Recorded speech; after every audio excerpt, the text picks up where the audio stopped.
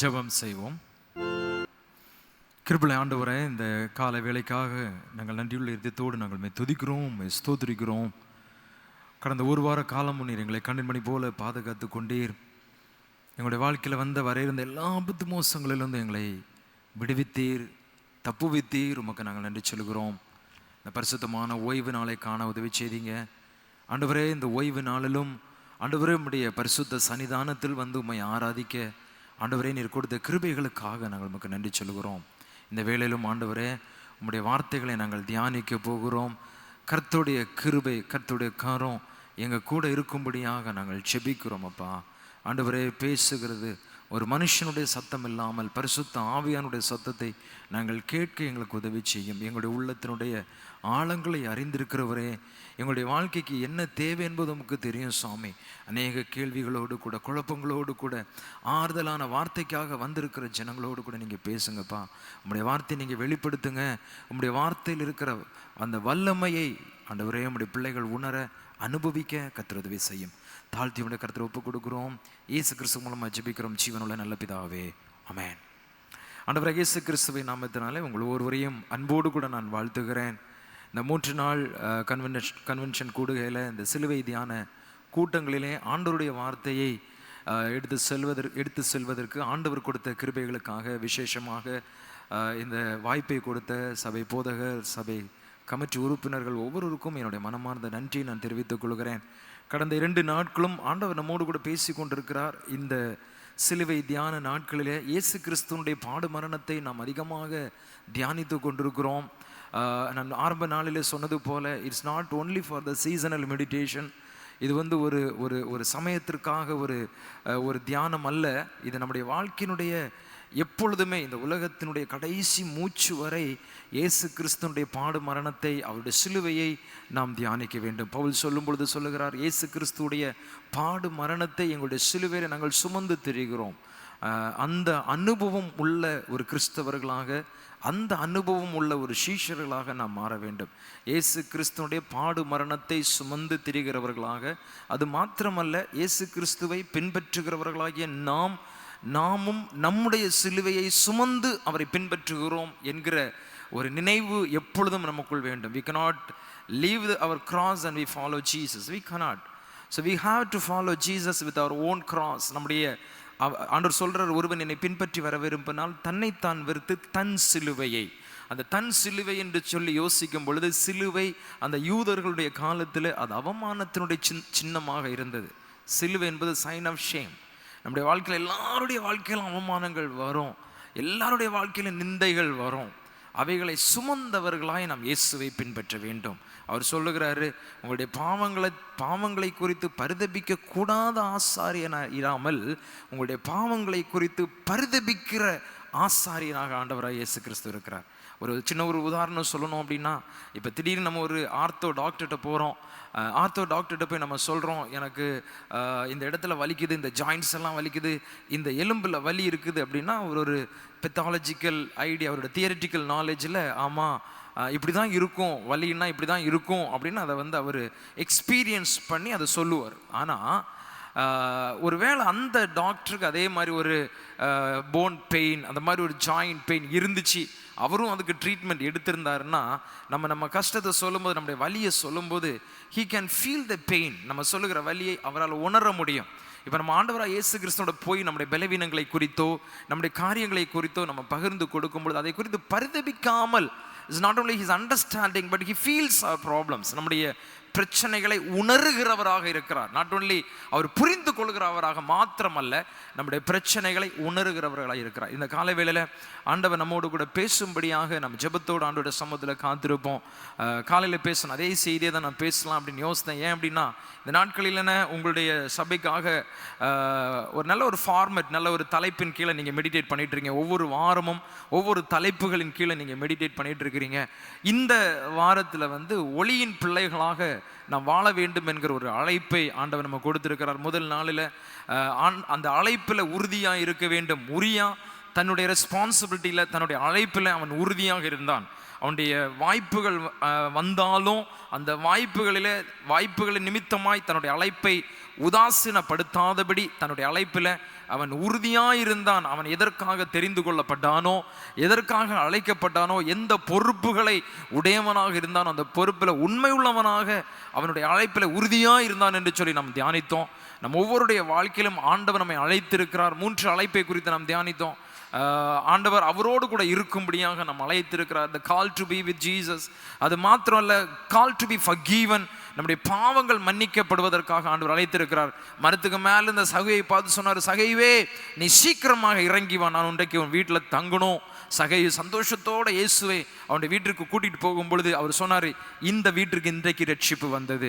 So ஆண்டவர் நம்மை ரட்சிக்கிறவராக இருக்கிறார். அந்த ரட்சிப்பு அவரால் மாத்திரமே கொடுக்க முடியும் என்பதை நாம் தியானித்தோம். அது மாத்திரம் இல்லாமல் call to be walk in the narrow gate, இடுக்கமான வாசல் வழியாக நடப்பதற்காக நாம் தெரிந்து கொள்ளப்பட்டிருக்கிறோம். அதற்காக நாம் அழைக்கப்பட்டிருக்கிறோம். கிறிஸ்தவ வாழ்க்கை நெருக்கங்கள் உண்டு, பாடுகள் உண்டு. அதனால தான் இயேசு சொன்னார், தன் சிலுவையை சுமந்தவனாய் என்னை பின்பற்றி வர வேண்டும் என்று சொல்லி ஒளியின் பிள்ளைகளாய் நாம் வாழ அழைக்கப்பட்டிருக்கிறோம். நேற்றைய தினத்தில் நம்ம தியானித்தோம், ஆண்டவருடைய பிள்ளைகளாய் ஒளியின் ஆயுதத்தை நாம் தரிக்க வேண்டும் என்றால் நம்முடைய வாழ்க்கையில பாவம் மன்னிப்பு உண்டாக வேண்டும் என்று சொல்லி தாவீதினுடைய கதறலை 51வது சங்கீதத்திலிருந்து 3 பகுதிகளாக நம்ம தியானித்தோம். அவர் பாவம் மன்னிப்புக்காக ஆண்டவரை நோக்கி, ஆண்டவரை நாடி, ஆண்டவரே என்னுடைய இருதயம் அசுத்தமாகி விட்டது, அந்த அசுத்தமான இருதயத்தை சுத்தமாக்கி தாரும். ஒரு நிலைவரமான ஒரு அன்ஸ்டேபிள் ஸ்பிரிட் என்கிட்ட இருக்குது. சில நேரத்தில் நல்லா இருக்கேன், ஆராதனைக்கு போகும்போது நல்லா இருக்கேன், ஏதாவது ஒரு ப்ரேயர் மீட்டிங் போகும்போது நல்லா இருக்கிறேன், இல்லை நான் உட்காந்து ஜெபிக்கும் போது வேதத்தை வாசிக்கும் போது என்னோட சிந்தனை நன்றாக இருக்கிறது. ஆனால் மற்ற நேரங்களில் என்னுடைய சிந்தனைகள் சிதறடிக்கப்படுகிறது, நான் தடுமாறி கொண்டிருக்கிறேன், நிலைவரமான ஆவி எனக்கு தாரும் என்று சொல்லி தாவீது கதறுகிறதை நாம் கேட்டோம். நம்முடைய வாழ்க்கையில இயேசு கிறிஸ்துவின் பாடு மரணத்தை தியானிக்கிற இந்த நாட்களில நம்முடைய இருதயம் சுத்த இருதயமாக மாற வேண்டும். We have to be clean by the blood of Jesus. We have to have the clear conscience to follow Jesus. சுத்தமான சாட்சியோடு கூட இயேசுவை பின்பற்ற வேண்டும். இந்த நாளிலும் இந்த காலை வேளையில ஆண்டவர் நம்மை தேடி வருகிறவராக இருக்கிறார். நம்முடைய சூழ்நிலைகளை அறிந்து அவர் நம்மை தேடி வருகிறவராக இருக்கிறார். என்னுடைய வாழ்க்கையின் ஒரு சில காரியங்களை மாத்திரம் நான் பகிர்ந்து கொண்டு இந்த ஆண்டோடைய வார்த்தைக்கு நேராக நான் உங்களை எடுத்து சொல்ல விரும்புகிறேன்.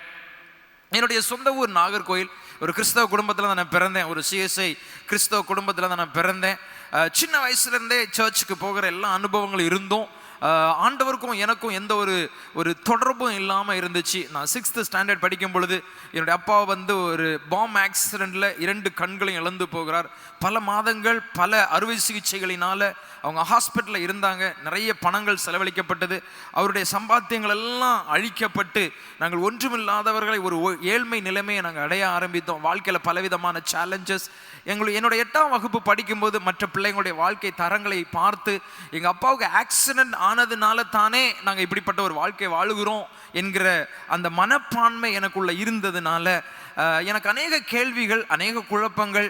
ஒருவேளை ஆண்டவர் கடவுள் இந்த உலகத்தில் இருந்திருப்பார் என்றால் ஏன் எங்கள் அப்பாவுக்கு இப்படி நல்ல ஒரு பிஸ்னஸ் பண்ண மனுஷன், நல்ல சம்பாத்தியம் பண்ணி கொண்ட மனுஷன், நல்ல குடும்பத்தை கவனித்து கொண்டிருந்த மனுஷன், இவ்வளவு எல்லாவற்றையும் பிறக்கும்போது எல்லாம் பார்த்து கொண்டிருந்த மனுஷன் திடீர்னு ஒன்றும் பார்க்காமல் இருளடைந்த ஒரு வாழ்க்கை வாழ்ந்து கொண்டிருக்கிறாரே, அது நிமித்தமாக எங்களுடைய குடும்பம் ஒரு சேதப்படுத்தப்பட்டிருக்கிறதே என்கிற ஒரு பெரிய ஒரு கேள்வி, குழப்பம். அதனால கடவுள் இல்லை என்று வாதாட ஆரம்பித்தேன்.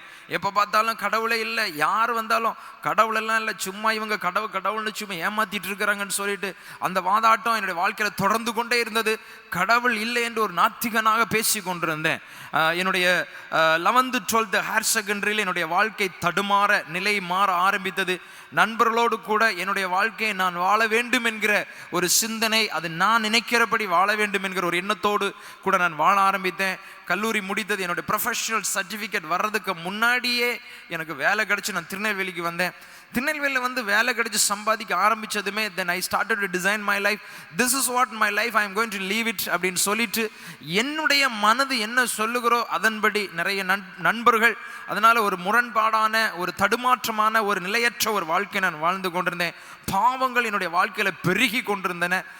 பல முறைகள் பல விதங்களிலே ஆண்டவருடைய எச்சரிப்பு வந்தும் அதை உதாசீனப்படுத்தி இருதயத்தை கடினப்படுத்தினவனாக நான் வாழ்ந்து கொண்டிருந்தேன். திடீரென என்னுடைய சரீரத்தில் ஒரு சர்ஜரி, ஒரு ஆப்ரேஷன் நடந்துச்சு. அந்த ஆப்ரேஷனுக்கு அப்புறமா ஒரு 3 months பெட் ரெஸ்ட். அதை முடிச்சுட்டு திரும்ப நான் டியூட்டியில் ரீஜாயின் பண்ணுறேன். ரீஜாயின் பண்ணாலும் என்னுடைய சரீரம் பலவீனம் அடைந்து கொண்டே இருந்தது. வெயிட் லாஸ் ஆகிறேன், கண்டினியூஸாக என் பாடியில் ஃபீவர் இருந்துகிட்டே இருக்கும். நான் ஒரு மெடிக்கல் பர்சன்னதுனால I was doing my self treatment. நானே செல்ஃப் மெடிக்கேஷன்ஸில் நான் பார்க்குறேன், ஆனால் என்னால் முடியலை. ஸோ நாளடைவில் நான் ரொம்ப பலவீனம் அடைந்து திருநெல்வேலியில் பாளையங்கோட்டையில் முருகன்குறிச்சியில் ஒரு ப்ரைவேட் ஹாஸ்பிட்டல், ஒரு ப்ரைவேட் நர்சிங் ஹோமில் போய் அவங்க தெரிஞ்ச மருத்துவர்கள் அங்கே போய் எனக்கு ரொம்ப முடியலை, கண்டினியூஸாக ஃபீவராக இருக்குது, எதுவும் சாப்பிட முடியலை, என்னை அட்மிட் பண்ணிடுங்க அப்படின்னு சொல்லிட்டு என்னை அட்மிட் பண்ணுறாங்க. அட்மிட் பண்ணி இந்த ஃபீவருக்கான காரணத்தை, இந்த காய்ச்சலுக்கான காரணத்தை கண்டுபிடிப்பதற்கு முயற்சி பண்ணுறாங்க. அவங்களால முடியலை. ஒவ்வொரு நாளும் ஒவ்வொரு டாக்டர்ஸ் வந்து பரிசோதித்துட்டே இருக்காங்க. ஆஃப்டர் அ வீக் அந்த ஹாஸ்பிட்டல் அட்மிட் ஆன ஒரு வாரம் கழித்து ஒரு டாக்டர் வந்து என்னுடைய பாடியை செக்அப் பண்ணிகிட்டே இருக்கும் பொழுது, நம்முடைய மலை தூரல் நடுவில் விழும் பொழுது நம்முடைய பாடியில் எப்படி ட்ராப்பாக பார்ப்போமோ அதே போல் சின்ன சின்ன பருக்கள் வந்து என்னுடைய பாடியில் முளைக்க ஆரம்பித்தது. கையில் தான் மொத பார்க்க ஆரம்பித்தோம். அது கொஞ்ச நேரத்திலே உடம்புல எல்லா பகுதிகளிலும் முளைக்க ஆரம்பிச்சு, தலை ஸ்கின்ஸ்லேருந்து பாதத்தினுடைய அடி பகுதி வரை அந்த டாட்ஸ் வந்து ஒரு சின்ன சின்ன பரு மாதிரி முளைக்க ஆரம்பித்து. டாக்டர் என்கிட்ட கேட்டாங்க, இது என்னது சுனில் அப்படின்னு கேட்டாங்க. நான் சொன்னேன், எனக்கு தெரியல அப்படின்னு சொல்லிட்டு கொஞ்ச நேரம் கழித்து அது எனக்கு பயங்கர இச்சிங்காக இருந்து, சரி அதை சொரியக்கூடாது அப்படின்னு சொல்லிட்டு என்னுடைய 2 கையையும் நான் படுத்திருந்த கட்டிலுக்கு மேலே கட்டி வச்சாங்க. இன்ஜெக்ஷன் போடுறாங்க, என்னால் தூங்க முடியலை. It was terrible pain. அந்த நேரத்தில் நிறைய ட்ரீட்மெண்ட்ஸ் கொடுக்குறாங்க. கொஞ்ச நாள் கழியும் போது இந்த சின்ன சின்ன பரு வந்து அது ஒரு பெரிய கொப்பளமாக முளைக்க ஆரம்பிச்சு, பெருசாக ஆரம்பிச்சு, அது உடஞ்சி பழுப்பும் பிளட்டுமாக வர ஆரம்பிச்சு. மோர் தென் 2 months ஐ வாஸ் இந்த ஹாஸ்பிட்டல். 62 days ஐ வாஸ் இந்த ICU. மிகுந்த ஒரு ஒரு ஒரு லைஃப் சேலஞ்சிங் ஒரு டைம் பீரியடில் நான் வாழ்ந்து கொண்டிருந்தேன். ஸோ அந்த நேரத்தில் ஒவ்வொரு நாளும் என்னுடைய பாடியில் ஒவ்வொரு விதமான மாற்றங்கள் ஏற்பட்டு கொண்டே இருந்தது. இதெல்லாம் உடஞ்சி அப்படி பழுப்பும் பசுமும் ப்ளீட் ஆக ஆரம்பிச்சு. I cannot wear any clothes. உடம்புல யாராவது தொடுறாங்க அப்படின்னா தொடுற இடத்துல உள்ள அந்த சதை அவங்க கையில் போகும். Completely collapsed. எப்படி ஒரு அழுகின பழம் இருக்குமோ அதே போல் என்னுடைய உடம்பு ஃபுல்லாக அழுக ஆரம்பித்தது. கொஞ்ச நாள் கழிஞ்சு என்னோட உடம்புல நாற்றம் எடுக்க ஆரம்பித்தது. யாருமே என் பக்கத்தில் வந்து நிற்க முடியாத அளவிற்கு சரீரத்தில் ஒரு துர்நாற்றம் அடிக்க ஆரம்பித்தவங்க தனியாக வச்சுருக்கிறாங்க. ஸோ யாராவது பக்கத்தில் வந்தால் கூட they cannot stand for long time. அது மாத்திரம் இல்லை, ஸ்கின்ஸ் எல்லாம் பீய ஆரம்பித்தது. யாராவது தொடுறாங்க அப்படின்னா nobody can touch my body. எனக்கு எந்த இன்ஜெக்ஷன் எல்லாம் வெயினில் கொடுக்க முடியாது. எல்லாமே NG டியூப் மூலமாக மூக்கில் டியூப் போட்டு தான் எல்லா மெடிக்கேஷனும் கொடுத்துட்டு இருக்காங்க. இந்த டிசீஸ் வாஸ் நாட் டயக்னோஸ்ட். இது என்ன வியாதின்னு கண்டுபிடிக்க முடியலை. சும்மா ஒரு மேனேஜ்மெண்ட் ஹாஸ்பிட்டலில் வச்சு என்னை க்ளீன் பண்ணி அப்படியே வச்சுருக்கிறாங்க. ஒவ்வொரு நாளும் என்னுடைய லைஃப் வந்து ஒரு டெத்துக்கு நேராக போயிட்டுருக்கு. இன்னைக்கு சாவான் நாளைக்கு சாவான் அப்படின்னு சொல்லிட்டு ஒவ்வொரு நாளும் அந்த டெத்தை தான் பார்த்துட்டு இருக்கிறாங்க. இப்படியே போயிட்டுருக்குது. ஒரு நாள் இந்த சம்பவங்களெல்லாம் எனக்கு தெரியும். ஐ வாஸ் இன் கான்சியஸ். அதுக்கப்புறமா ஒரு குறிப்பிட்ட டைமுக்கு பிறகு எனக்கு என்ன நடந்து தெரியாது. இதெல்லாமே இட் வாஸ் டோல்டு, எனக்கு சொன்னாங்க. ஒரு நாள் திடீர்னு டாக்டர் வந்து காலைல ரவுண்ட்ஸை முடிச்சுட்டு என்னுடைய சகோதரி, அப்போ என்னுடைய சகோதரி என்னுடைய அம்மாவும் தான் என்னை பார்த்துட்டு இருந்தாங்க. அவங்கள கூப்பிட்டு சொன்னாங்க, டாக்டர் இன்னைக்கு வந்து ஹாஸ்பிட்டல் ஃபார்மாலிட்டிஸ் எல்லாத்தையும் முடிச்சிருங்க, இன்னைக்கு அவன் இறந்துருவான் அப்படின்னு சொன்னாங்க. To prepare to take him அப்படின்னு சொல்லிட்டு டாக்டர் வந்து ரவுண்ட்ஸை முடிச்சுட்டு சொல்லிட்டு போகிறாங்க. என்னுடைய பேரண்ட்ஸும் என்னுடைய அக்காவும் என்னுடைய அம்மாவும் தே மென்டலி தே ப்ரிப்பேர்ட். ஏன் அப்படின்னா எங்கள் அம்மாவுக்கு நான் 7 வருஷம் கழித்து நான் பிறந்திருக்கிறேன். எங்கள் அம்மா ஒவ்வொரு நாளும் ஜோம் பண்ணுவாங்களா, ஆண்டவரே எனக்கு ஒரு பையனை தாரும், நான் அவனை ஊழியத்துக்கு அனுப்புவேன் அப்படின்னு ஜோம் பண்ணியிருக்கிறாங்க. 7 வருஷம் கழித்து நான் பிறந்திருக்கிறேன். இப்போ அம்மா அந்த ஹாஸ்பிட்டல் ஆண்டவரே இவனை எடுத்துக்கொள்ளும் அப்படி என்று சொல்லி ஜெபித்திருக்கிறார்கள். ஸோ அதே நாள் டாக்டர் சொன்ன அதே நாள் வந்து இவங்களும் prepared. Hospital bill was settled. அதுக்கப்புறமா ஒரு ஆம்புலன்ஸ் புக் பண்ணுறாங்க எடுத்துகிட்டு போகிறதுக்கு. மற்ற ப்ரிப்பரேஷன் என்ன நடக்கும், இதை எப்படி செய்யலாம் அப்படின்னு சொல்லிட்டு அவங்க பிளான் பண்ணிட்டு இருக்கிறாங்க. அதே same day around 3:30 till that I was in conscious. எனக்கு தெரிகிறது என்ன நடந்துச்சு.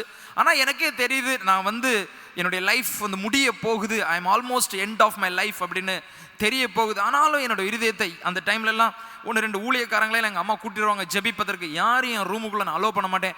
எனக்கு இன்னும் ஞாபகம் இருக்குது, 3 times எங்கள் அம்மா வந்து இவன் சாக போகிறானே அப்படின்னு சொல்லிட்டு பைபிளை கொண்டு பெட்டு பக்கத்தில் வைப்பாங்க. நான் அதை அப்படி எடுத்து வீசி இருக்கிறேன். ஸோ அவ்வளோ ஒரு ஆண்டோருக்கு கடவுளுக்கு மேலே ஒரு கோபம். கடவுளே இல்லை, வாழ்க்கையே கடினமாக, நான் 6th ஸ்டாண்டர்ட்லேருந்தே என் வாழ்க்கையை நான் இவ்வளவு கஷ்டமான ஒரு வாழ்க்கை வாழ்ந்து கொண்டிருக்கிறேனே அப்படின்னு ஒரு பலவிதமான கேள்விகள். போதும் இனி செத்துருவோம், அவ்வளோதான் முடிஞ்சிச்சு அப்படி உள்ள சிந்தனைகள் இருதயத்தை ஆளுகை செய்து கொண்டிருந்தது. அந்த நாளில் 3:30 நினைக்கிறேன், அந்த டைமில் ஒரு சிவியர் ஃபிட்ஸ் வந்துச்சு. ஃபிட்ஸ் வந்து டாக்டர்ஸ் எல்லாம் ஓடி வராங்க. ஓடி வந்து it was little longer time fits. அந்த சீசர் லாங்கர் டைமாக இருக்குது. அது முடியும் போது my body was collapsed. Collapsed ஆகி உடம்பெல்லாம் குளிர ஆரம்பிச்சது. தே டிக்ளேர்ட் அவன் இறந்துட்டான் அப்படின்னு சொல்லிட்டு வெளியில சொன்னாங்க. 3.5 மணி நேரம் என்னுடைய dead news was spreading all over the place.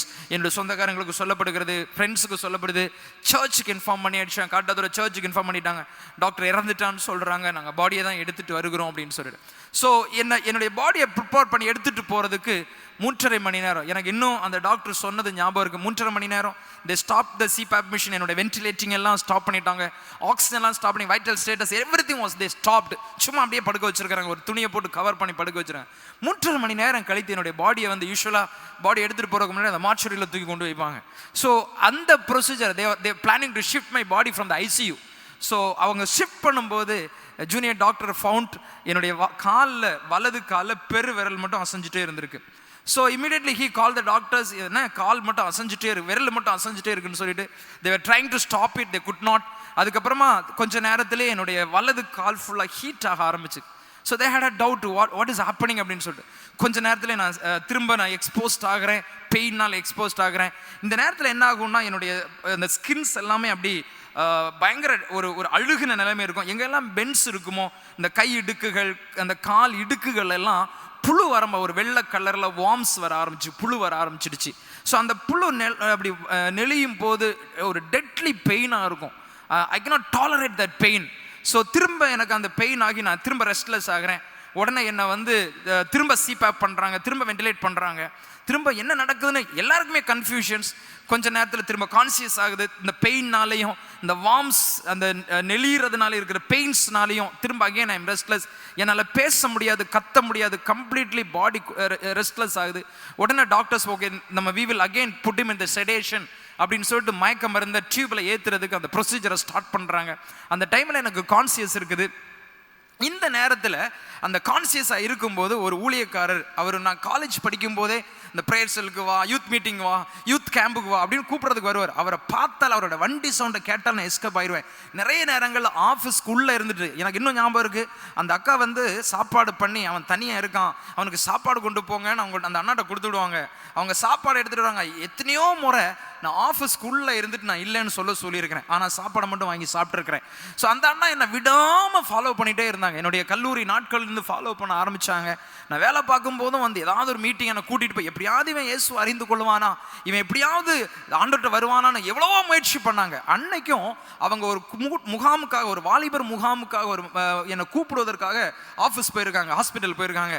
அங்கே ரிசப்ஷனிஸ்ட் சொல்லியிருக்காங்க, சார் வந்து ரொம்ப சிக்காக இருக்காங்க, அன்னை வேளாங்கண்ணி நர்சிங் ஹோமில் அட்மிட் ஆகிருக்காங்க, அவங்க இறந்து போவாங்கன்னு சொல்கிறாங்க அப்படின்னு சொல்லிட்டு அந்த ஸ்டாஃப் சொல்லியிருக்காங்க.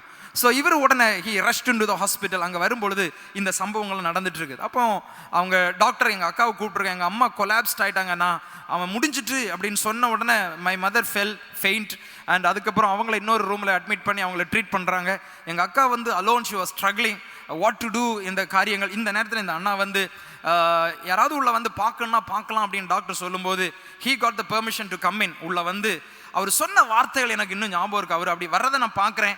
என் காது பக்கத்தில் சொன்னார், Sunil, so people are waiting to take your body out. உன்னுடைய பிணத்தை எடுத்துக்கொண்டு போவதற்கு ஜனங்கள் ஆயத்தமாயிட்டு இருக்காங்க, வெளியில் பீப்புள் ஆர் கெட்டிங் ரெடி.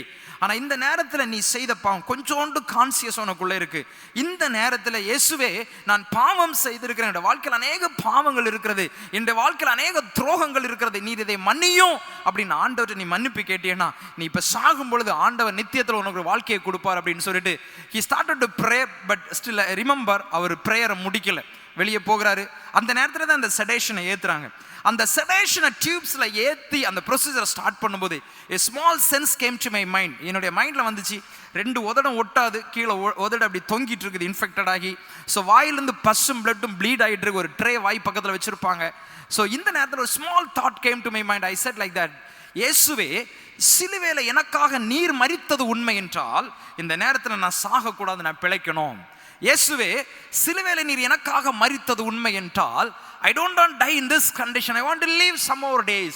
இன்னும் கொஞ்ச நாள் நான் உயிரோட வாழணும் அப்படின்னு நான் கேட்டேன். அப்படி என்ன உயிரோட வைப்பீங்கன்னா நான் உங்களுக்கு ஊழியம் செய்கிறேன் அப்படின்னு ஒரு சின்ன ஒரு தாட் என்னால் பேச முடியல. It came to my mind. So அவங்க செடேஷனை ஏற்றுறாங்க. அந்த நேரத்தில் கேட்டேன், இயேசுவே ஒரு வேளை நீங்கள் என்ன உயிரோட வைக்கிறீங்கன்னா, நாளைக்கு இந்த ப்ளீடிங் இருக்கட்டும், இந்த ஸ்கின்னெல்லாம் இலகி போகட்டும், இந்த புழுவெல்லாம் இருக்கட்டும், ஆனால் எனக்கு இந்த வலி மாத்திரம் இருக்கக்கூடாது அப்படின்னு சொல்லிட்டு நான் அந்த prayer I made it in my mind. அந்த நேரத்திலே I went in to the sedation. The whole night I was in sedation. அடுத்த நாள் காலையில் டெய்லி 2 நேரம் என்னோட உடம்பை க்ளீன் பண்ணுவாங்க. க்ளீன் பண்ணும்போது நான் கோஆப்ரேட் பண்ணவே மாட்டேன். அவ்வளோ வலிக்கும். என்னோட உடம்பை யார் தொட்டாலும் ஒரு பேர்னிங், எரியிற மாதிரி வலிக்கும். அந்த வலியிலேயே கத்தி கத்தி ஐ லாஸ்ட் மை வாய்ஸ். என்னால் பேச முடியாது. அந்த நிலைமையில நான் ஆனேன். அடுத்த நாள் காலையில் அவங்க க்ளீன் பண்ணுறாங்க. ஸ்டில் ஐ ரிமெம்பர் அந்த நடந்த சம்பவம் எனக்கு அப்படியே ஞாபகம். அப்படியே கொஞ்சம் காட்டன்ஸ் கையில் வைப்பாங்க. வச்சு ஃபியூ செகண்ட்ஸில் அது ஃபுல்லாக அப்படி பிளட்டாக சக் பண்ணி எடுக்கும். அப்படியே க்ளீன் பண்ணுவாங்க. க்ளீன் பண்ணுற அந்த ஸ்கின் எல்லாம் அவங்களோட ஃபோர்செப்ஸில் போகும். அப்படியே ஃபிங்கர் க்ளீன் பண்ணுவாங்க. அந்த ஃபிங்கரில் இருக்கிற நெயில்ஸ் அப்படியே கலண்டு போகும். என் கையில் காலில் உள்ள 20 நகங்களும் இலகி போயிடுச்சு. இன்னும் நீங்கள் என் கையை பார்த்தீங்கன்னா அந்த டாட்ஸ் எல்லாமே என் கைக்குள்ளே இன்னும் இருக்கும். ஸோ இன்னும் இவ்வளோ வருஷம் ஆகியும் without socks I cannot walk. காலுக்கு அடியில் உள்ள அந்த ஸ்கின்னெல்லாம் அப்படி கம்ப்ளீட்டாக ஒரு பாலம் மாதிரி அப்படி இலகி வந்துச்சு. ஸோ அப்படி க்ளீன் பண்ணுறாங்க. நான் கேஷுவலாக படுத்து கிடந்தேன். இல்லைனா அவங்கள நான் தொட விட மாட்டேன். அவங்க வந்தாலே நான் ரெஸ்ட்லெஸ் ஆகும். என்னோட பிபிஎல்லாம் ரைஸ் ஆகும். ஸோ நான் அப்படியே கேஷுவலாக படுத்து கிடக்கிறேன். அவங்க கை நடுங்குது. எனக்கு இன்னும் ஞாபகம் இருக்கு. எனக்கு க்ளீன் பண்ண நர்ஸோடைய கண்லேருந்து அந்த ட்ராப்ஸ், இந்த டியர் ட்ராப் என் கையில் வந்து விழுகிறத நான் அன்னைக்கு நான் பார்த்தேன். ஸோ அப்படியே நான் கேஷுவலாக படுத்து கிடந்தேன். அந்த டாக்டர் காது பக்கத்தில் வந்து கேட்டாங்க, சுனில் உனக்கு வலிக்கலையா அப்படின்னு கேட்டாங்க. நான் இல்லைன்னு தலையை அமிச்சேன். அவங்களுக்கு ஒரே கன்ஃபியூஷன். தோல் இலகி வருது, பிளட் இவ்வளோ ப்ளீட் ஆகுது, கையில் உள்ள நெயில்ஸ் இலகி வருது, காலில் நெயில்ஸ் இலகி வருது, அடியில் உள்ள தோல்லாம் பிஞ்சு வருது, புழு இருந்து நெளிஞ்சிட்டு இருக்குது, இவன் வலிக்கலன்னு சொல்கிறானேன்னு சொல்லிட்டு. அப்போ தான் எனக்கு ஞாபகம் வந்துச்சு, த prayer which I made it in the last night. இந்த ராத்திரி வேலை நான் ஜெபித்த அந்த ஜெபம் எனக்கு ஞாபகம் வந்துச்சு. என்னை அறியாமலே எனக்குள்ள ஒரு பெரிய ஒரு நம்பிக்கை வந்துச்சு. நான் சாக மாட்டேன், நான் உயிரோடு இருக்க போகிறேன் அப்படின்னு ஒரு பெரிய ஒரு நம்பிக்கை வந்துச்சு. யார்ட்டையும் சொல்ல முடியாது. ரீசன், என்னால் பேச முடியாது, பேசி கம்யூனிகேட் பண்ண முடியாது. ரெண்டாவது, நான் அந்த ஹாஸ்பிட்டல் அட்மிட் ஆகிறத வரை என்னுடைய லைஃப் ஸ்டைல் வந்து வேறு மாதிரி இருந்துச்சு. Nobody believe. நான் இயேசுவை பார்த்தேன், இயேசு எனக்கு சுகம் கொடுத்தாரு. யார்கிட்ட சொன்னால் நம்ப மாட்டாங்க. அமைதியாக படுத்திருந்தேன். ஆஃப்டர் அ வீக், அந்த ஒரு வாரத்துலேயும் நிறைய சம்பவங்கள் என்னுடைய பாடியில் சேஞ்சஸ் நடந்துகிட்டே இருக்குது. அந்த ப்ளீடிங்கெல்லாம் ஸ்டாப் ஆகுது. அந்த ஸ்கின் எல்லாம் ட்ரை ஆச்சு. 80% ஸ்கின் எல்லாமே அந்த ஹாஸ்பிட்டல்லேருந்து இலகி போயிடுச்சு. 20 நகங்கள் இலகி போகுது. தலையில் ஒரு முடி கிடையாது. எவ்ரிதிங் கம்ப்ளீட்லி ஒரு ஷேப்லெஸ் பாடி. எங்கள் அம்மா இன்னும் அந்த ஃபோட்டோ வச்சுருக்கிறாங்க. அந்த ஃபோட்டோவை பார்த்தா எங்கள் பிள்ளைங்களுக்கே அடையாளமே தெரியாது. டேடி இது நீங்களா அப்படின்னு சொல்லிட்டு கம்ப்ளீட்டாக உருக்குலைந்து போனவனாக நான் அந்த இடத்துல படுத்து கிடந்தேன். ஸோ இந்த ஒரு வாரம் அப்படியே கொஞ்சமாக ஹீலிங் ப்ராசஸ் நடக்குது. டாக்டர்ஸ்லாம் வந்து பார்த்துட்டு போகிறாங்க. ஒரு வாரம் கழிச்சு அந்த அண்ணா ஃபேமிலியோட என்னை பார்க்குறதுக்கு வந்தாங்க. எனக்காக ஜெபித்துட்டு போன அண்ணா ஃபேமிலியோட பார்க்குறதுக்கு வந்தாங்க. அந்த அண்ணாட்ட நான் சொன்னேன், என்னை எப்படியாவது வீட்டுக்கு கூட்டிகிட்டு போங்க அப்படின்னு சொல்லிட்டு. அந்த அண்ணா வந்து டாக்டர்கிட்ட கேட்குறாங்க. டாக்டர் சொல்லலாம், இல்லை இவனை இங்கேருந்து நாகர்கோயிலுக்கெல்லாம் ஷிஃப்ட் பண்ண முடியாது அப்படின்னு சொல்லிட்டு தே decided to shift me to their family. அவங்க வந்து அந்த திருநெல்வேலி என்ஜிஓபி காலனியில் இருந்து ஊழியம் செய்கிறாங்க. அவங்க எங்கள் அம்மாட்ட கேட்டிருக்காங்க, சுனில் எங்களுக்கு கொடுக்குறீங்களா அப்படின்னு சொல்லிட்டு. எங்கள் அம்மா ஓகே சொல்லிட்டாங்க. ஸோ வித்தின் ஃபியூ டேஸ் என்னை டிஸ்சார்ஜ் பண்ணி என்னை அப்படியே ஒரு பிணம் தூக்கிட்டு போகிறேன். இன்னும் எனக்கு ஞாபகம் இருக்குது. ஒரு ஆம்புலன்ஸில் அப்படியே ஒரு துணியில் பொதிஞ்சு என்னை அப்படியே தூக்கிட்டு போய் அந்த அண்ணா வீட்டில், அவங்க எனக்கு சொந்தம் ஒன்றுமே கிடையாது, just I know him, that's all. அவங்க வீட்டில் 3 மாதங்கள் என்னை வைத்திருந்தாங்க. ஒரு ரூமில் வச்சு they were taking care. என் பாடியில் அவ்வளோ ஸ்மெல் வரும். நகையெல்லாம் இலகி போனதுனால ஒரு லெப்ரசி ஹேண்ட்ஸ் மாதிரி இருக்கும். அதெல்லாம் அவங்க டெட்டால் வச்சு க்ளீன் பண்ணி எனக்கு ஸ்பூன் ஃபீடிங், என்னை படுக்க வச்சு அந்த அக்கா ஸ்பூன் ஃபீடிங் கொடுத்துட்டே இருப்பாங்க. அவ்வளோதான், படுத்த எலும்பெல்லாம் முடியாதனால அப்படியே படுத்து கிடப்பேன். அந்த டைமில் தான் ஐ டுக் த பைபிள், வேதத்தை எடுத்து என் நெஞ்சில் வச்சு அந்த முழு வேதத்தை நான் வாசிக்க ஆரம்பித்தேன். அப்படியே நான் ஆண்டவருக்கு கையில் என் வாழ்க்கையை நான் கொடுக்க ஆரம்பித்தேன். கொஞ்ச நாள் கழித்து அந்த அண்ணா வீட்டில் எனக்கு ட்ரீட்மெண்ட் பண்ண டாக்டர்ஸ் நர்சஸை கூப்பிட்டு ஒரு சின்ன ஒரு தேங்க்ஸ் கிவிங் மீட்டிங் மாதிரி வச்சுருந்தாங்க. அந்த மீட்டிங்கில் ஒவ்வொருத்தவங்க அவங்க அனுபவத்தை சொன்னாங்க. டாக்டர்ஸ், நாங்கள் இப்படிப்பட்ட ஒரு இன்ஃபெக்ஷனே பார்த்ததில்லை. இந்த நேரத்தில் ஈவன் சிஎம்சி வெள்ளூர்லேருந்து 2 டாக்டர்ஸ் விசிட்டிங் கன்சல்டன்ட்டை வந்து பார்த்து தே could not diagnose the disease. அப்போ அவங்க சொன்னாங்க, ஒவ்வொருத்தரும் ஒரு அனுபவத்தை சொல்லிட்டே இருந்தாங்க. நர்சஸ் பேசினாங்க, எல்லாம் பேசி முடிச்சுட்டாங்க. கடைசியாக நான் எழும்பி சொன்னேன், பீயிங் எ மைக்ரோபயாலஜிஸ்ட், நானும் ஒரு மைக்ரோபயாலஜி, எனக்கும் இது என்ன டிசீஸ்ன்னு கண்டுபிடிக்க முடியலை. கண்டுபிடிக்காமல் நீங்கள் என்ன ட்ரீட்மெண்ட் கொடுத்துருப்பீங்க அது அப்படின்னு சொல்லிட்டு தென் ஐ செட், இது வந்து என்ன டிசீஸ்ன்னு டயக்னோஸ் பண்ணலை, இது எப்படி என் பாடிக்குள்ளே வந்துச்சு, இது என்ன நடந்துச்சுன்னு ஒன்றுமே தெரியல. ஆனால் இன்னைக்கு நான் உயிரோடு இருக்கிறதுக்கான காரணம் எனக்கு தெரியும். என்னுடைய வாழ்க்கையை நான் இயேசுகிட்ட கொடுத்தேன். அந்த ஹாஸ்பிட்டலில் நான் இயேசுவை பார்த்தேன். இயேசுவோட தொடுதல் என் வாழ்க்கையில் நடந்துச்சு. நான் என் வாழ்க்கையை நான் இயேசுக்கு கொடுக்குறேன். இனிமேல் நான் எவ்வளோ நாள் உயிரோடு இருக்க போகிறேன்னு தெரியாது.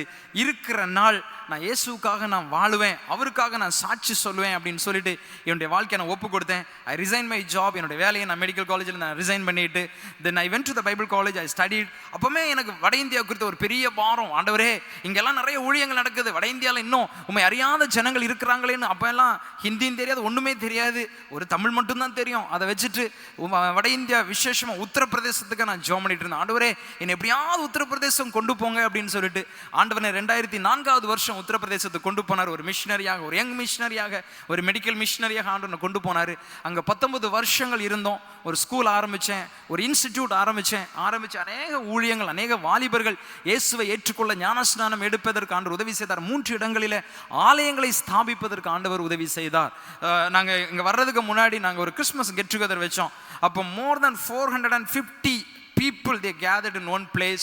ஸோ அந்த அளவுக்கு ஜனங்கள் ஆண்டவர் அறிந்து கொள்ள, நிறைய பிள்ளைங்களுடைய வாழ்க்கை தரம் உயர அந்த டைமில் நாங்கள் ஒரு ப்ராஜெக்ட் ஒன்று ஸ்டார்ட் பண்ணோம். செக்ஷுவலி அப்யூஸ்டு கேர்ள்ஸ், 8 செக்ஷுவலி அப்யூஸ்டான 8 வாலிப பிள்ளைகளை எங்கள் வீட்டில் அவங்கள ரெஸ்கியூ பண்ணி எங்கள் வீட்டில் கொண்டு வச்சு அவங்கள படிக்க வச்சு அவங்களுடைய வாழ்க்கையை மாற்றி 8 பிள்ளைங்களும் இயேசு அறிந்து கொண்டாங்க.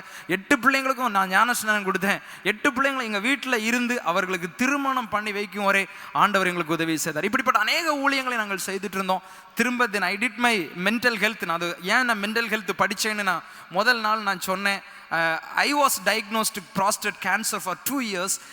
அதுக்கப்புறம் தான் I went into the depressions. அதுக்கப்புறம் நான் மென்டல் ஹெல்த் படிச்சுட்டு so I commit my life back to God as a clinical councillor.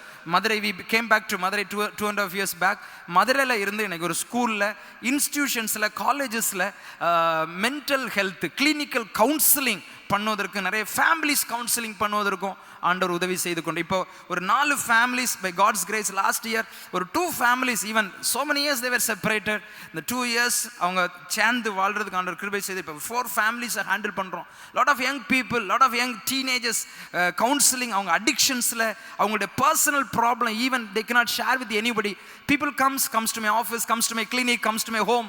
People comes and இன்னைக்கு இப்படிப்பட்ட ஊழியங்களை ஆண்டவர் செய்வதற்கு கிருபை செய்திருக்கிறார். அநேக இடங்களுக்கு போவதற்கும், அநேக கல்லூரிகளில் போவதற்கும், சுவிசேஷம் சொல்ல முடியாத இடங்களில் கிளினிக்கல் ஒர்க் ஸ்டார்ட் பண்ணி அதன் மூலமாக medical camp, medical awareness, surgery camps, இந்த மாதிரி எல்லாம் முகாம்கள் நடத்தி ஊழியங்களை செய்வதற்கு ஆண்டவர் என்னை எப்போவுமே ஒரு பிஸியான ஒரு ஷெடியூலை வைத்து அவருடைய நாமத்தை மகிமைப்படுத்துவதற்கு தேவன் கிருபை செய்து கொண்டிருக்கிறார். எப்பெல்லாம் என்னை குறித்து யோசிக்கிறீங்களோ அப்பெல்லாம் ஒரு சின்ன ஒரு ஜெபம் பண்ணிக்கோங்க. இப்படிப்பட்ட பாத்திரங்களை ஆண்டவர் பயன்படுத்த வேண்டும். அது மாத்திரமல்ல, சபைகளிலிருந்து இப்படிப்பட்ட வாலிபர்கள் இன்னும் ஊழியத்திற்கு மிஷினில் எழும்ப வேண்டும் என்பதை குறித்தும் நீங்கள் ஜெபம் பண்ணிக்கோங்க. So I thought of sharing. இந்த ஃபர்ஸ்ட் டே நான் இங்கே கன்வென்ஷனில் பேசும்பொழுதும் நான் யோசித்தேன், என்னோட சாட்சியை நான் சொல்லணும் அப்படின்னு நான் யோசித்தேன். ஏன் அப்படின்னா, this is what my life. ஏன் இன்னைக்கு நான் ஊழியம் செய்கிறேன், ஏன் இயேசுவுக்காக எவ்வளவு தடைகள் வந்தாலும், எவ்வளவு போராட்டங்கள் வந்தாலும், எவ்வளவு பிரச்சனைகள் வந்தாலும் நான் இன்றைக்கும் இயேசுவுக்காக நிலைத்திருக்கிறேன். Because I saw the death of my life. என்னுடைய மரணத்தை நான் ஃபேஸ் பண்ணியிருக்கிறேன். 2004 வருஷம் நவம்பர் மாதம் 13ஆம் தேதி ஒரு கிராமத்தில் ஊழியம் செய்து கொண்டு வந்தோம், வாரணாசியில். ஹிந்தியெல்லாம் தெரியாது, கொஞ்சம் ஓட்ட இங்கிலீஷ் தமிழ் தான். அதை வச்சு ஊழியம் செய்துட்டு இருந்தோம். பிடிச்சி எல்லாம் ஷர்ட் பேண்டெல்லாம் கலட்டி ஒரு மரத்தில் கட்டி வச்சு காலையிலேருந்து மத்தியானத்துக்கு மேலே அவர் அடிக்க ஆரம்பித்தாங்க. எப்படியாவது persecute, they have to leave from this place அப்படின்னு சொல்லிட்டு. ஸோ அப்போ என்னை அடிக்கிறாங்க. என் கூட உள்ளவங்களுக்குலாம் அடி ஜாஸ்தியாக உள்ளது. ஏன்னா அவங்களுக்கு ஹிந்தி பேசுகிறாங்க, எனக்கு ஹிந்தி பேச தெரியாது. உன் பேர் என்ன, உன் ஊர் என்ன அப்படியெல்லாம் கேட்கும்போது நான் அமைதியாக நின்று, அதனால் கொஞ்சம் அடி கம்மியாக இருந்துச்சு. இருந்தாலும் இந்த were persecuting me like anything. Even shirt கிடையாது, பேண்ட் கிடையாது, அவமானத்தில் அந்த ஊருக்குடைய நடுவில் ஒரு மரத்தில் கட்டி வச்சு அடிக்கிறாங்க, இவங்க மதம் மாற்ற வந்தவங்க அப்படின்னு சொல்லிட்டு. ஆனால் அந்த நேரத்தில் நான் ஆண்டவர் கமிட் பண்ணேன், ஆண்டவரே இவங்க என்ன உயிரோட விடுவாங்களான்னு தெரியல, ஒரு வேளை உயிரோட விட்டா இதே இடத்துக்கு நான் திரும்ப மிஷினரியாக வரணும்னு அதே இடத்துல போய் ஒரு ஸ்கூல் ஆரம்பித்தோம், அதே இடத்துல போய் இன்ஸ்டியூட் நடத்தினோம், அதே இடத்துல போய் அநேக முகாம்களை நடத்தி 3-4 வருடம் நினைக்கிறேன். அந்த first initial 4.5 years 210 young boys, girls and they took baptism. 210 வாலிப தம்பிமார்களும் தங்கச்சிமார்களும் எங்களோட இன்ஸ்டியூட்டில் வந்து படித்தது நிமித்தமாக இயேசுவை ஏற்றுக்கொண்டு அவங்க வாழ்க்கையில் ஒரு பெரிய ட்ரெமெண்டஸ் சேஞ்சஸ். அதில் 14 பேர் பைபிள் காலேஜுக்கு அனுப்பி இன்னைக்கு ஊழியர்களாக இருக்கிறார்கள். கர்த்தர் இப்படிப்பட்ட காரியங்களையும் செய்து கொண்டிருக்கிறார் என்பதை என்னுடைய வாழ்க்கையில் நான் அந்த மரணத்தை சந்திச்சேன். இன்றைக்கும் I will have lot of courageous.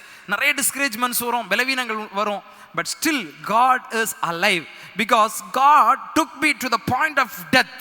அந்த மரணத்தினுடைய பள்ளத்தில் நடந்து போனாலும் அந்த மரணம் என்னை அணுக, ஒரு வேளை இன்னும் அப்படி சாகாம லைஃப் லாங்கெல்லாம் இருக்க போறது இல்லை, எல்லாருக்கும் மரணம் ஒன்று உண்டு. ஆனால் அந்த நேரத்தில் என் ஆண்டவர் மரணத்திலிருந்து, ஒருவேளை அன்னைக்கு நான் இயேசுவை ஏற்றுக்கொள்ளவில்லை என்றால், ஒருவேளை என்னுடைய வாழ்க்கை நான் இயேசுக்கு கொடுக்கவில்லை என்றால், இன்றைக்கு என்னுடைய கல்லறை தான் இந்த பூமியில் இருந்திருக்கும். அன்னைக்கு என்னுடைய வாழ்க்கை நான் இயேசு கொடுத்ததுனால இன்றைக்கு ஆண்டவர் அவருடைய பிள்ளையாக, அவருடைய ஊழியனாக, அவருடைய மிஷனரியாக இன்னும் எத்தனையோ பேருடைய வாழ்க்கையில ஆண்டவரை பயன்படுத்தி கொண்டிருக்கிறார். அதற்காக நான் ஆண்டவரை ஸ்தோத்திரிக்கிறேன். என்னுடைய பிரேயர்ஸ், பலவீனங்கள் உண்டு, சோர்வுகள் உண்டு, தளர்வுகள் உண்டு. ஆனாலும் ஆண்டவர் கொடுக்கிற அந்த பலன் தாங்கி கொண்டிருக்கிறது. உன்னுடைய பலவீனத்தில் என் பலன் பரிபூர்ணமாய் விளங்கும் என்று வேதம் சொல்லுகிறது அல்லவா? இன்றைக்கு அதனால ஊழியர்களுக்காக நீங்கள் அதிகமாக ஜெபிக்க வேண்டும். எல்லா ஊழியர்களுக்கும் பிரச்சனைகள் உண்டு, அதில் தான் ஊழியம் செய்து கொண்டிருக்கிறோம். அதனால we need your prayers. தொடர்ந்து இந்த காரியங்களை என்னோடு கூட வேதத்தை திருப்பிக் கொள்ளுங்கள். யோவான் எழுதின சுவிசேஷம் 5வது அதிகாரத்தை திருப்பிக் கொள்ளுங்கள். யோவான் எழுதின சுவிசேஷம் 5வது அதிகாரம். இதுல ஒரு சம்பவம் எழுதப்பட்டிருக்கிறது. இயேசு கிறிஸ்து செய்த அற்புதங்களில் ஒரு அற்புதம். இயேசு கிறிஸ்து உலகத்தில் வாழ்ந்த நாட்களில் அநேக அற்புதங்களை செய்தார். he was performing lot of miracle. Our he was moving with holistic ministry concept. ஆண்டவர் பசியோடு வந்தவர்களுக்கு பசி ஆற்றினார். அது மாத்திரமல்ல, விதவைகளுக்கு ஆதரவு கொடுத்தார். ஒரு விதவை எனக்கு யாருமே இல்லை அப்படின்னு சொல்லிட்டு இறந்து போன மகனை தூக்கிட்டு வரும்போது ஆண்டவர் அந்த பாடையை தொட்டு மரித்த வாலிபனை உயிரோடு எழுப்பி அந்த விதவைக்கு ஆறுதலாக ஆண்டவர் மாற்றுகிறார். இயேசு கிறிஸ்து ஜனங்கள் எப்படிப்பட்ட தேவைகளோடு அவரை நெருங்கினார்களோ அப்படிப்பட்ட தேவைகளை நிவர்த்தி செய்கிறவராக, பலவீனத்தோடு வந்தவர்களை ஆண்டவர் பலப்படுத்தினார். வியாதியோடு வந்தவர்களை அவர் சுகமாக்கினார், குணமாக்கினார். எத்தனையோ மக்கள் பலவிதமான பிரச்சனைகள், பிசாசின் பிடிகளில சிக்கி தவித்தவர்களாய் வந்தவர்களெல்லாம் ஆண்டவர் தூக்கி எடுத்தார். ஆண்டவர் ஜனங்களுக்கு ஆறுதலாக இருந்தார். யாரையும் அவர் நியாயம் தீர்க்கவில்லை. எனக்கு ஆண்டவர் பிடிச்ச நல்ல ஒரு காரியம், விபச்சாரத்தில் பிடிப்பட்ட ஒரு பெண்மணியை இயேசுக்கு முன்பாக கொண்டு நிப்பாட்டிட்டு எல்லாரும் கையில கல்லை வச்சு நிற்கிறாங்க. இவ பாவம் செய்தவள், கையும் களவுமாக நாங்கள் பிடித்திருக்கிறோம், இவள் கல்லறிந்து கொலை செய்யப்பட வேண்டும் என்று சொல்லும் பொழுது ஆண்டவர் சொல்றாரு, நீங்க பாவம் செய்யாதவன் எவனாவது இருந்தான்னா அவன் முதலாவது கல்லை போடுங்க. ஆனா யாருமே கல்லை போட, எல்லாம் போயிட்டாங்க, கல்லை கீழே போட்டு போயிட்டாங்க.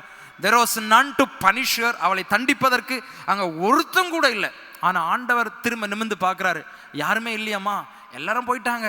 ஆனா ஆண்டவர் அந்த இடத்துல வச்சு அவளை ரிசர்ச் பண்ணி என்ன நடந்துச்சு, எப்ப பாவம் செய்த, he did not ask anything. அவர் சொன்னாரு, இனி பாவம் செய்யாதே, go and live a life. ஆண்டவர் நீங்க பைபிளை பார்க்கும் பொழுது யாருடைய பாவத்தையும் அவர் உட்கார்ந்து அவர் சொல்றாரு.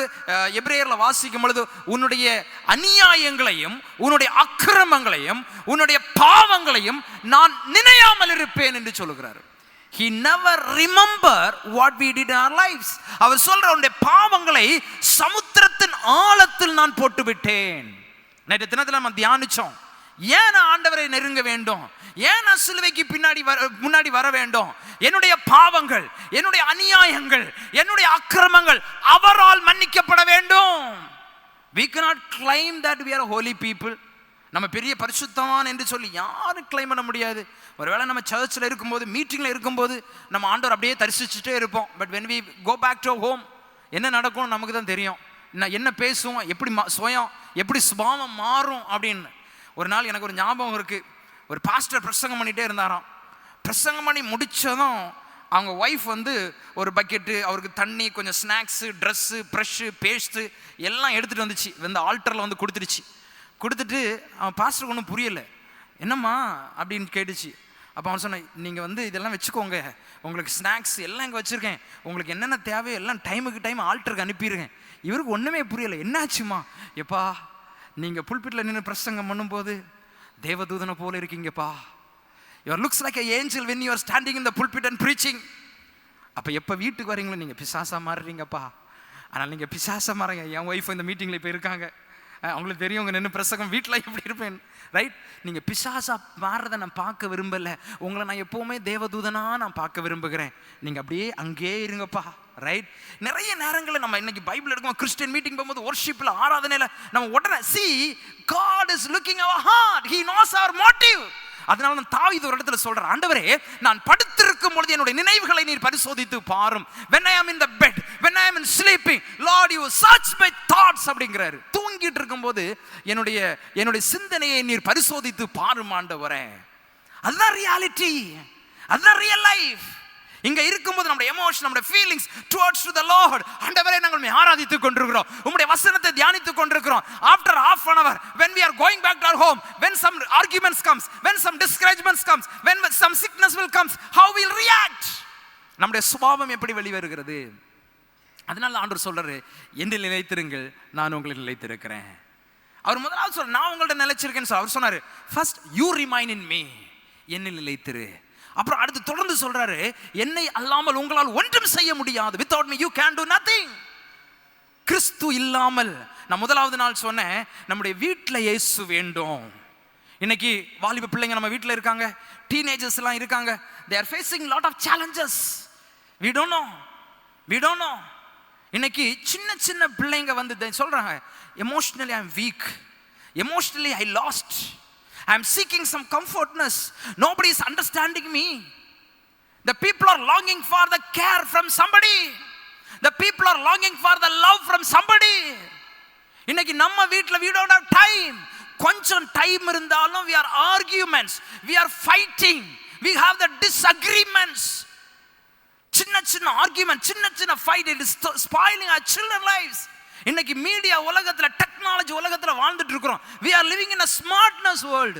நேற்று தினத்துல நான் பேசினேன், இப்ப இருக்கிற ஸ்மார்ட் வேர்ல்டோ, இப்ப இருக்கிற மொபைலோ, இப்ப இருக்கிற யூடியூபோ இல்லாத காலத்துல பவுல் சொல்லுகிறாரு, என்னுடைய சிந்தனையை நான் கிறிஸ்துவுக்குள் சிறைப்படுத்துகிறேன் என்று சொல்லுகிறார். இப்ப இருக்கிற எந்த டெக்னாலஜியும் கிடையாது, இப்ப இருக்கிற எந்த காரியங்களும் கிடையாது. அந்த காலத்துல பரிசுத்தவானாய் வாழ்ந்து கொண்டிருந்த, நீதிமானாய் வாழ்ந்து கொண்டிருந்த யோபு சொல்லுகிறார், என்னுடைய கண்களை ஆண்டவரோடு கூட நான் உடன்படிக்கை பண்ணி வைத்திருக்கிறேன். ஒண்ணுமே இல்லாத காலத்துல அந்த பரிசுத்தவான்கள் இப்படி கதறினார்கள் என்றால் யோசித்து பாருங்க. நம்மகிட்ட இருக்கிற ஸ்மார்ட் போன்ஸ், நம்மகிட்ட இருக்கிற ஜீப் எல்லாம், it's pulling us to commit sin, it's pulling us to do some mistakes. இங்க பாருங்களேன், இந்த 5வது அதிகாரத்தில் இந்த 3 காரியங்களை உங்களுக்கு நான் ஞாபகப்படுத்த விரும்புகிறேன். நம்பர் 1, அங்க ஒரு மனுஷன் 38 வருஷமா படுத்து கிடக்கிறான். லாங் சஃபரிங் 38 வருஷம். யோசித்து பாருங்களேன். இப்போ யோசித்து பாருங்க, நீங்க திடீர்னு ஹாஸ்பிட்டல் போறீங்க வித் சம் சிக்னஸ், டாக்டர் வந்து டயக்னோஸ், இன்வெஸ்டிகேஷன் பண்ணிட்டாங்க.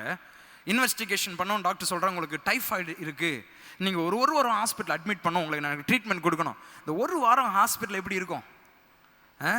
Recent I had one surgery, right? அப்போ எனக்கு ஒரு ஸ்டண்ட் வச்சுருந்தாங்க லாஸ்ட் செப்டம்பர். அப்போ ஹாஸ்பிட்டலில் போய் சர்ஜரி பண்ணும்போது ஸ்டண்ட் வைக்கிற அவசியம் இல்லாமல் இருந்துச்சு. ஸ்கேனில் அதெல்லாம் தெரில. தியேட்டரில் போய் சர்ஜரி பண்ண பிறகு தான் I had a different complicated. So எனக்கு ஸ்டண்ட் வச்சாங்க. அப்போ ஸ்டண்ட் வச்சுச்சு. அடுத்த நாள் நான் கான்சியஸ் ஆகிட்டேன். ஐசியூவில் எனக்கு ஞாபகம் வந்ததும் பண்ணது எல்லாமே என்னோடய ஃப்ரெண்ட்ஸ் டாக்டர்ஸ் தான். அவங்க வந்து சொன்னாங்க, சுனில் 20 நாள் நீ ஹாஸ்பிட்டலில் தான் இருக்கணும். ஏன்? ஸ்டண்ட் வச்சுருக்கிறோம். அந்த ஸ்டண்ட் அங்கே உள்ள கிட்னியில் உள்ள எல்லா பஸ் கலெக்ஷனும் வெளியே வரணும். அந்த ஸ்டண்ட் அப்போ தான் நீ அப்படியே படுத்துருக்கணும். நான் சொன்னேன், 20 நாளா? சான்ஸே இல்லை. நான் சொன்னேன், நீங்கள் வீட்டுக்கு அனுப்புங்க, நான் வீட்டில் போய் ரெஸ்ட் எடுத்துக்கிறேன், ஹாஸ்பிட்டலில் ரெஸ்ட் எடுக்க முடியாது. 3 நாள் தான் கஷ்டப்படாது. டாக்டர் நச்சரிச்சு என்னை வீட்டுக்கு அனுப்புங்க அப்படின்னு வீட்டுக்கு அனுப்புனேன். வீட்டில் பண்ண ரெஸ்ட்டாக எடுப்போம், அதை எப்படி படுத்து கிடப்போம்?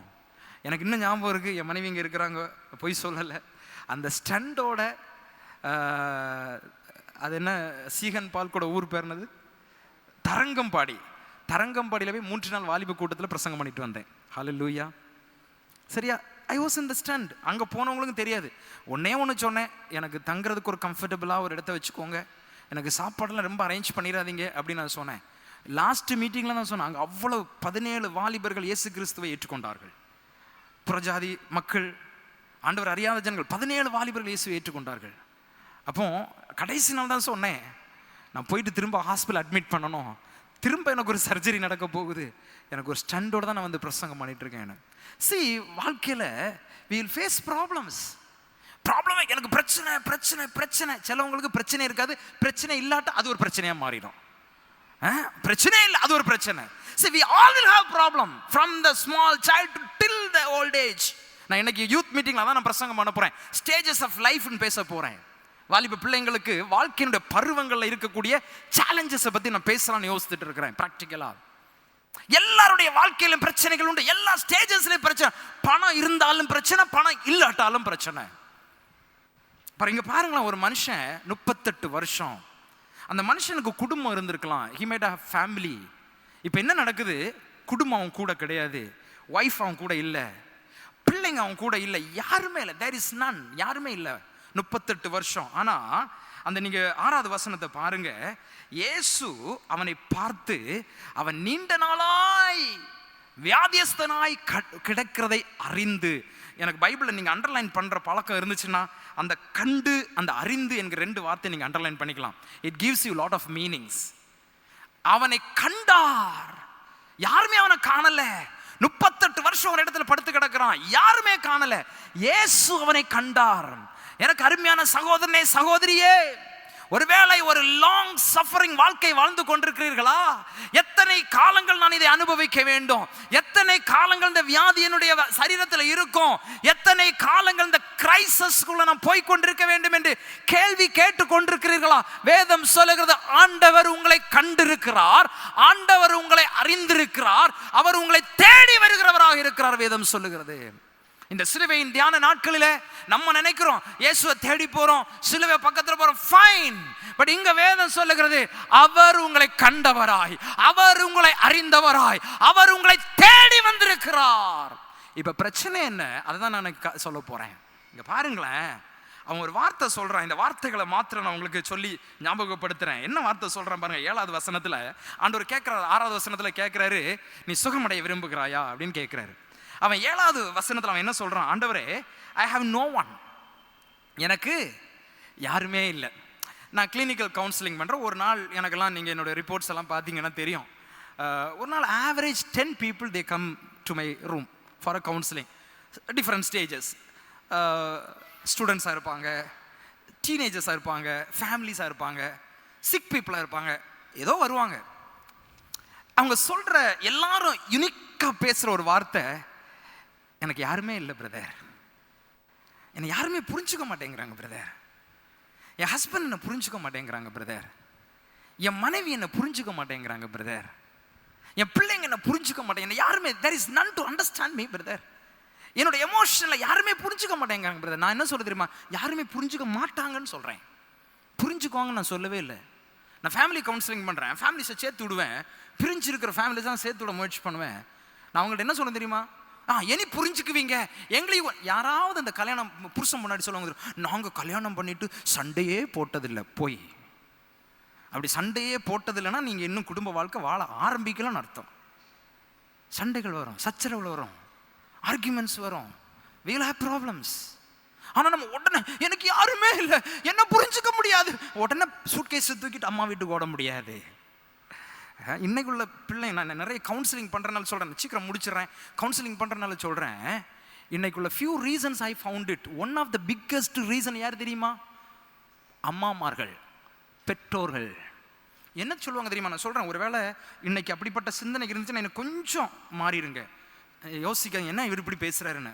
கவுன்சிலரானால நான் பேசுகிறேன், முடியலை, என்னால் அடக்கி வைக்க முடியலை. நிறைய குடும்பங்களை பார்த்துட்டு இருக்கிறேன். நான் பட்ட கஷ்டம் என் பிள்ளை படக்கூடாது.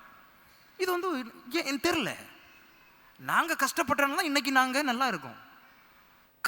என் பிள்ளை கஷ்டப்படக்கூடாது, என் பிள்ளைக்கு ஏசி ரூம், என் பிள்ளைக்கு ஐயோ நான் கொண்டு விட்டு கூப்பிட்டு வருவேன், நான் பட்ட கஷ்டம்.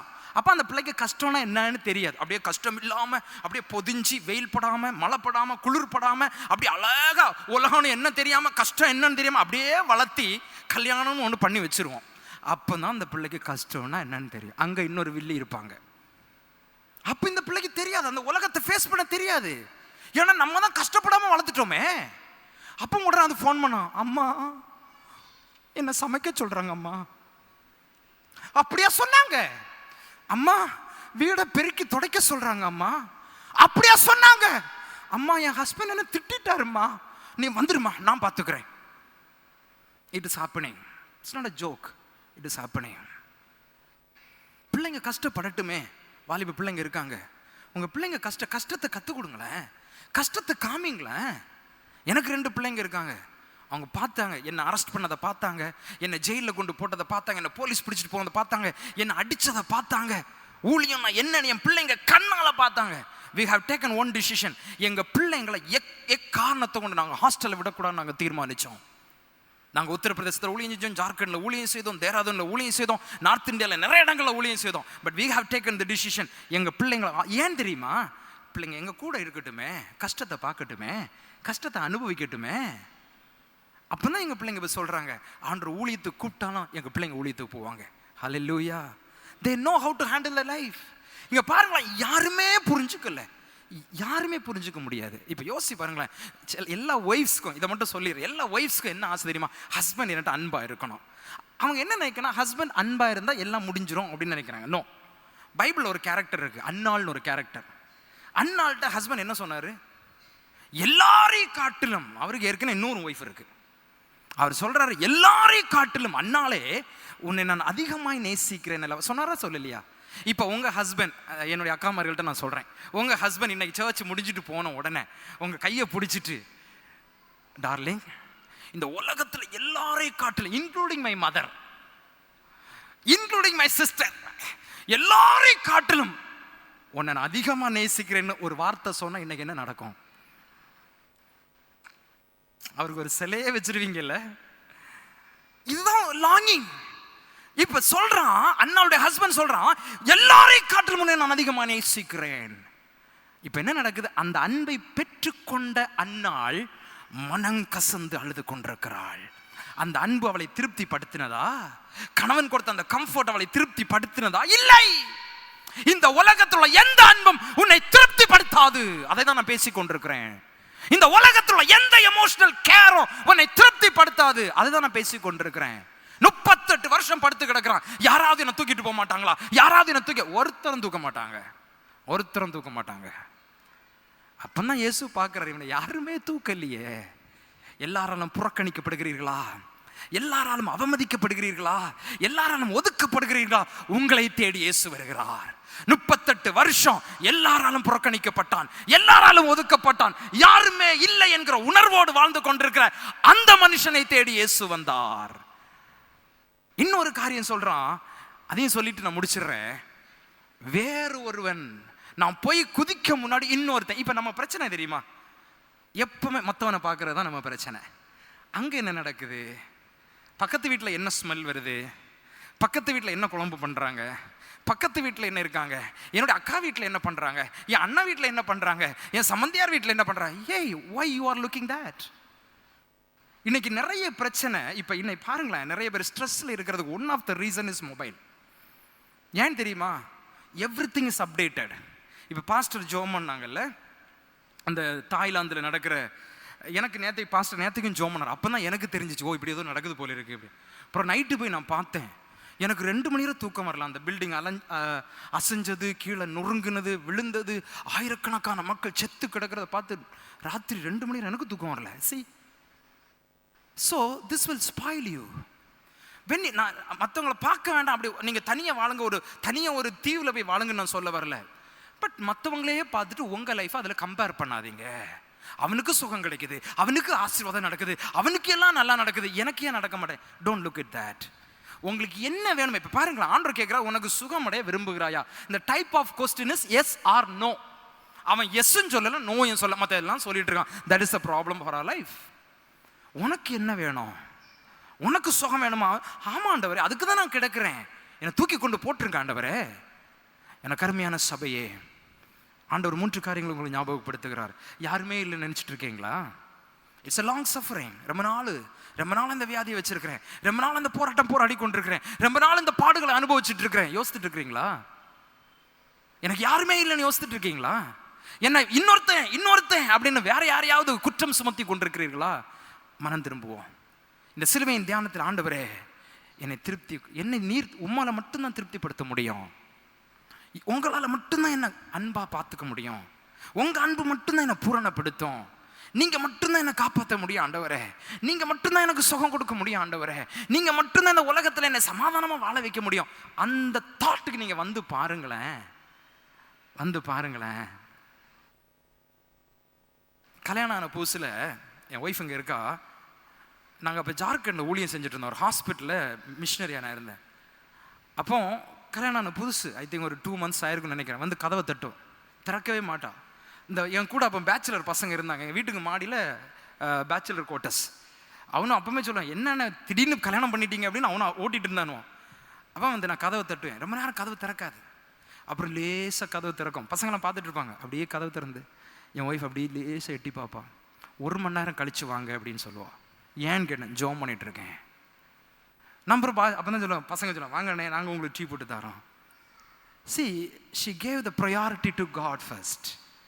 என் வாழ்க்கையில் என்னை திருப்திப்படுத்துவது என்னுடைய கணவன் அல்ல, என்னை திருப்திப்படுத்துவது என் ஆண்டவர். அவளுக்கு எந்த டென்ஷனும் இருக்காது, எந்த ப்ரெஷரும் இருக்காது. Because she gave her life to Jesus. She gave her life to Jesus. இது அதை மட்டும் செய்து பாருங்களேன். கண்களை மூடுவோமா? இருக்கிற இடத்துல தலைகளை தாழ்த்தி கண்களை மூடி ஒரு 2 நிமிடம்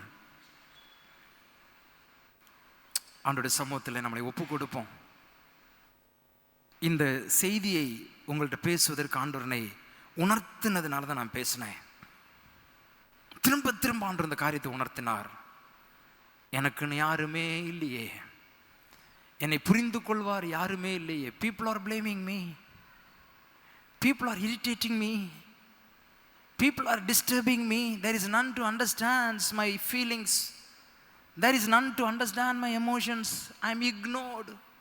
I am rejected. Do you think in such a way? அப்படி யோசிக்கிறீங்களா? என்னை யாருமே புரிஞ்சுக்க மாட்டேங்கிறாங்க. இன்னைக்கு இயேசு உங்களை தேடி வந்திருக்கிறார். நீங்க ரொம்ப நாளா கஷ்டப்படுறீங்க, நீங்க ரொம்ப நாளா வேதனைப்படுறீங்க, நீங்க ரொம்ப நாளா கண்ணீர் விட்டுட்டு இருக்கீங்க அப்படின்னு அவர் உங்களை கண்டு அறிந்து உங்களை தேடி வந்திருக்கிறார். அவரை நம்பி பார்ப்போமா? அவரை மாத்திரம் நம்புவோமா? இயேசுவே நீங்க மட்டும்தான் என்னை புரிஞ்சிக்க முடியும், இதை மட்டும் சொல்லி பாருங்களேன். அருமையான சகோதரனே சகோதரியே, இயேசுவே நீங்க மட்டும்தான் என்னை புரிஞ்சுக்குவீங்க, இயேசுவே நீங்க தான் என் வாழ்க்கை சொல்லி பாருங்களேன். இந்த 2025 வருஷம், இந்த தவ நாட்களில் let our commitment to be like this. என்னுடைய அர்ப்பணிப்பு இப்படியாக இருக்கட்டுமே. இயேசுவே நீங்க மட்டும்தான் என் வாழ்க்கை சொல்லி பாருங்களேன். இயேசுவே எனக்கு யாருமே இல்லப்பா, எல்லாரும் இருந்தும் யாருமே இல்லாதது போல உணர்கிறப்பா, எல்லாம் இருந்தும் ஒரு வெறுமையா உணர்கிற ஆண்டவரே, நீங்க எனக்கு போதும், நீங்க எனக்கு போதும் அப்பா, நீங்க எனக்கு போதும். நீங்க மட்டும் என் வீட்டில் வந்தா போதும், நீங்க மட்டும் என் கூட இருந்தா போதும், நீங்க மட்டும் என்னை கரம்பிடிச்சு நடத்தினா போதும் ஆண்டவரே. ஆண்டவர்கிட்ட கொடுப்பீங்களா? உங்க வாழ்க்கையை கொடுப்பீங்களா? உங்க வாழ்க்கையை கொடுப்பீங்களா? கிருபையுள்ள ஆண்டவரே, இந்த காலை வேளைக்காக நாங்கள் நன்றியுள்ள இதத்தோடுமே துதிக்கிறோம், ஸ்தோத்திரிக்கிறோம். நீர் எங்களோடு கூட பேசி இருக்கிறீர் என்பதை நாங்கள் விசுவாசிக்கிறோம் ஆண்டவரே. எங்களுடைய வாழ்க்கையை நாங்கள் அர்ப்பணிக்கிறோம் அப்பா. நீங்கள் மட்டும் போதும். நிறைய நேரங்களில் நாங்கள் குளம் கலக்கப்படும் கண்ணை வச்சுட்டு இருக்கிறோம், யாராவது தூக்கிட்டு போவாங்கன்னு கண்ணை நோக்கிட்டு இருக்கிறோம், இன்னொருத்தன் போயிடுவானோன்னு ஏங்கிட்டு இருக்கிறோம். இந்த காரியங்கள் வேண்டாம் சுவாமி. உலக மனிதர்களை, உலகத்தை, எங்களுடைய பணத்தை, எங்களுடைய பதவிகளை நம்பின நாட்கள் போதும் சுவாமி. ஆண்டவரே, விசுவாசத்தை துவக்கிறவரும் முடிக்கிறவருமாகிய உங்க மேல எங்களுடைய கண்களை பதித்து வைக்க எங்களுக்கு உதவி செய்யும். எங்களோடு கூட பேசுங்க, தொடர்ந்து எங்களை நடத்துங்க, கரம் பிடித்து நடத்துங்க ஆண்டவரே. துதிக்க நம்ம எல்லாவற்றுமுக்கு செலுத்துகிறோம். இயேசு கிறிஸ்து மூலமாக ஜெபிக்கிறோம் ஜீவனுள்ள பிதாவே.